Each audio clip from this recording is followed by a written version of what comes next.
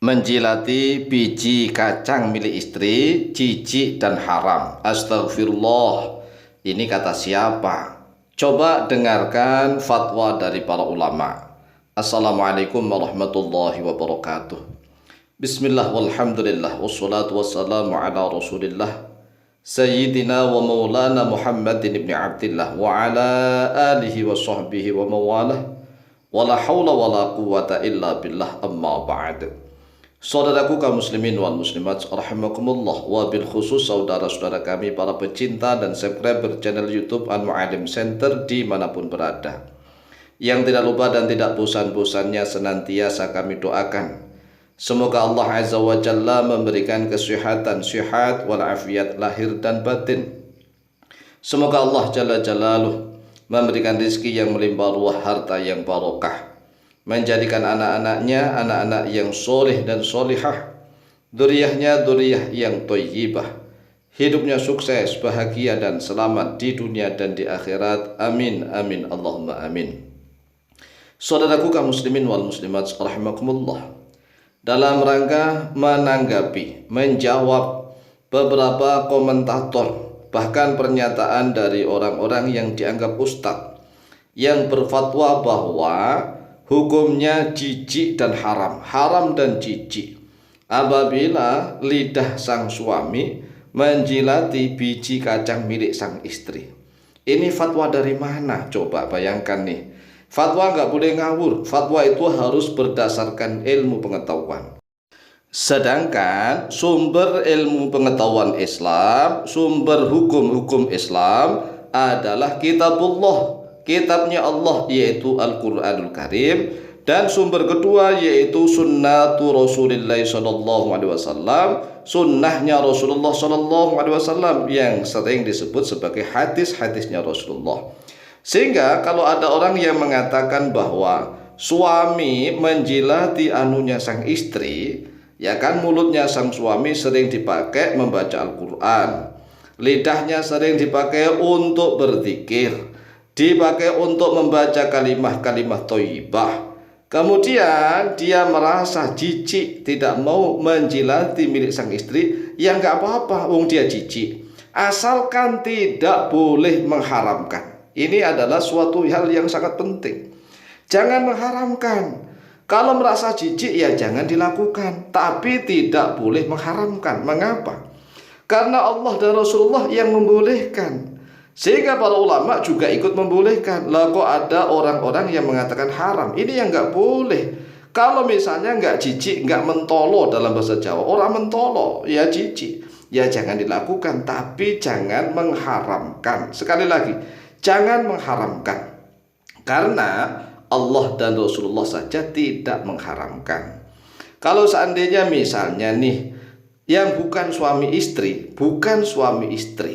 walaupun toh yang dikecup itu bibirnya yang merah, ya kan, pipinya yang indah, kan pipi indah, bibirnya merah merekah, tetapi bukan suami istri, haram. Itu haram, ya jelas kalau itu haram, karena bukan suami istri. Walaupun toh yang dikecup, yang diciumin itu pipi dan bibir, kan di atas kelihatan indah, tapi haram, haram.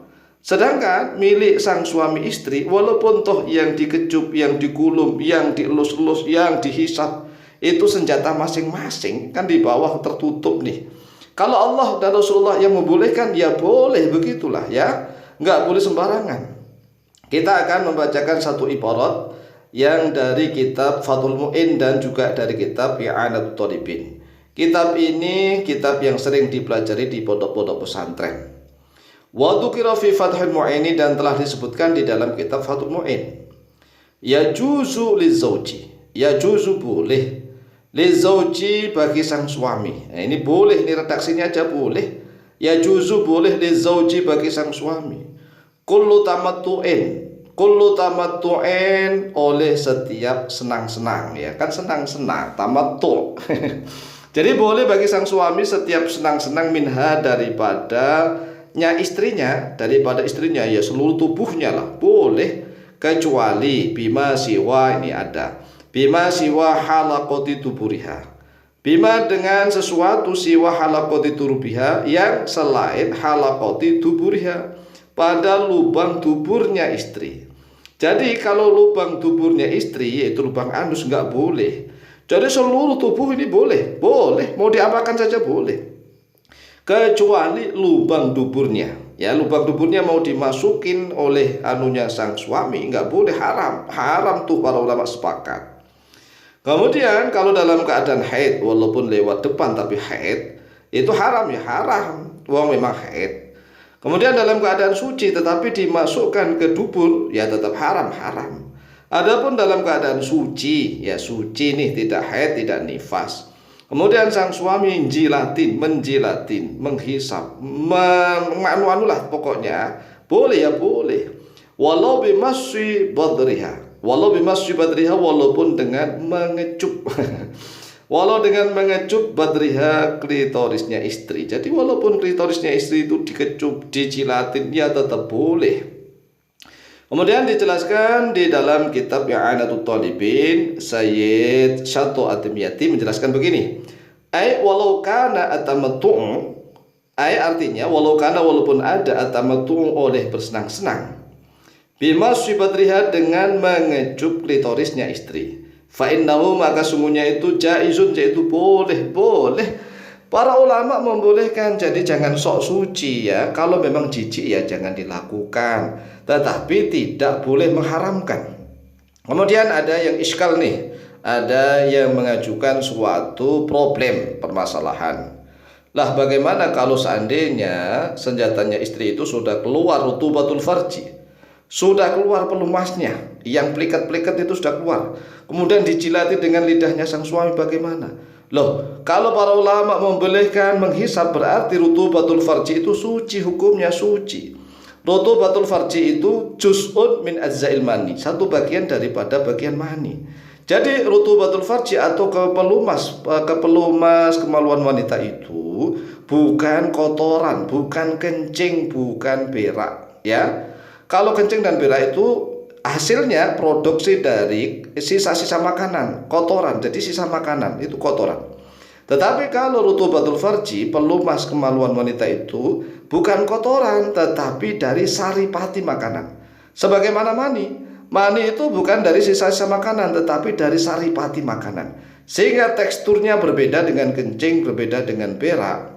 Ya, sama dengan rutubatul farji, itu plikat-plikat kental begitu, itu salah satu bagian daripada bagian mani. Sehingga rutubatul farji menurut jumhur ulama hukumnya suci, maka sang suami boleh menjilatinya, boleh bermain-mainnya, asalkan istri dalam keadaan suci. Demikianlah jawaban kami. Lebih kurangnya mohon maaf, dan semoga bermanfaat fitini wa dunya wal akhirah. Amin.